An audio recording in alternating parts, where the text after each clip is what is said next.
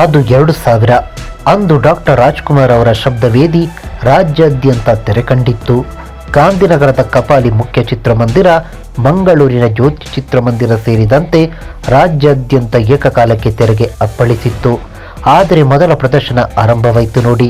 ಚಿತ್ರಮಂದಿರದೊಳಗಡೆ ಗಲಾಟೆ ಆರಂಭವಾಯಿತು.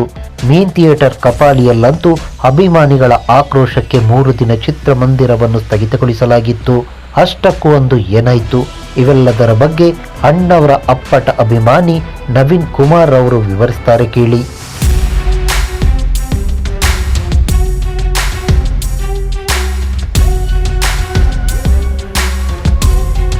ಸಿನಿಮಾ ಬಿಡುಗಡೆಯ ದಿನ ಬೆಳಗಿನ ಪ್ರದರ್ಶನ ಆರಂಭ. ಸ್ವಲ್ಪ ಸಮಯದ ನಂತರ DTS ಕೈಕೊಟ್ಟಿತ್ತು. ಸರಿಪಡಿಸಲು ವಿಳಂಬ, ತಾಂತ್ರಿಕ ದೋಷ ಸರಿಪಡಿಸಲು ಒಂದಿಷ್ಟು ಪ್ರಯತ್ನ, ಒಳಗಿದ್ದವರಿಗೆ ಸಮಾಧಾನ ಪಡಿಸಲಾಯಿತು, ಸಣ್ಣ ಪುಟ್ಟ ದೋಷ ಸರಿಪಡಿಸಲಾಯಿತು.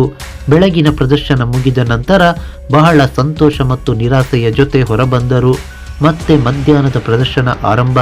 ಬೆಳಗಿನ ಪ್ರದರ್ಶನಕ್ಕೆ ಬಂದವರಲ್ಲಿ ಒಂದಿಷ್ಟು ಅಭಿಮಾನಿಗಳು ಮರುಪ್ರದರ್ಶನದಲ್ಲಿ ಇದ್ದೆವು. ಒಳ ಹೋದ ನಂತರ ಚಿತ್ರ ಆರಂಭ. ಮತ್ತೆ ಅದೇ ಕತೆ. ಧ್ವನಿವರ್ಧಕ ಕೈಕೊಟ್ಟಿತ್ತು. ಅಭಿಮಾನಿಗಳ ತಾಳ್ಮೆ ಕೈಮೀರಿತ್ತು.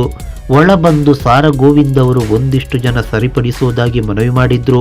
ಬೆಳಗಿನ ಪ್ರದರ್ಶನ ಕಂಡವರು ಬೆಳಗಿನ ಪ್ರದರ್ಶನದಲ್ಲೂ ಇದೇ ರೀತಿ ಹೇಳಿದ್ರಿ ಎಂದು ವ್ಯಾಜ್ಯ ಆರಂಭ. ನೋಡುತ್ತಿದ್ದಂತೆ ಒಳಗೆ ರಣರಂಗ. ಸಿಕ್ಕ ಸೀಟುಗಳು ಕಚೇರಿ ಒಳಗೆ ಮತ್ತು ಹೊರಗಿನ ಗ್ಲಾಸ್ಗಳು ಪುಡಿ, ಹೊರಗೆ ನೂಕುನುಗ್ಗಲು, ಲಾಠಿ ಪ್ರಹಾರ. ಒಂದರ್ಥದಲ್ಲಿ ಚಿತ್ರಮಂದಿರದ ಒಳಗೆ ಧ್ವಂಸ. ಮರಳಿ ಪ್ರದರ್ಶನಕ್ಕೆ ಅವಕಾಶವೇ ಇಲ್ಲದಂಥ ಪರಿಸ್ಥಿತಿ ನಿರ್ಮಾಣವಾಗಿದೆ. ಪೊಲೀಸರ ಹರಸಾಹಸ, ಗಲಭೆ ಮಾಡಿದವರನ್ನು ಬಂಧನ. ಮೆಜೆಸ್ಟಿಕ್ ಏರಿಯಾ ಕತೆ ಗೋವಿಂದ.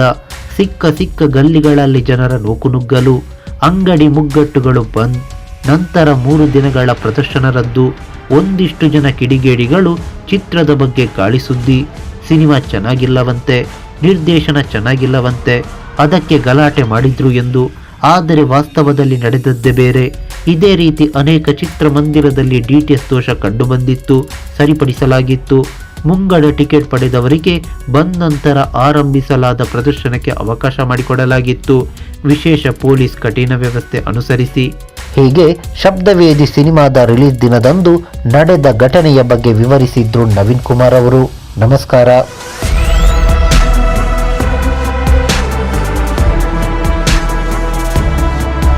ಈ ಮಾಹಿತಿ ನಿಮಗೆ ಇಷ್ಟವಾಗಿದ್ರೆ ಲೈಕ್ ಮಾಡಿ, ಶೇರ್ ಮಾಡಿ, ಹಾಗೆ ನಮ್ಮ ಕೋಸ್ಟಲ್ ಕನ್ನಡ ಯೂಟ್ಯೂಬ್ ಚಾನಲ್ಗೆ ಸಬ್ಸ್ಕ್ರೈಬ್ ಮಾಡಿ.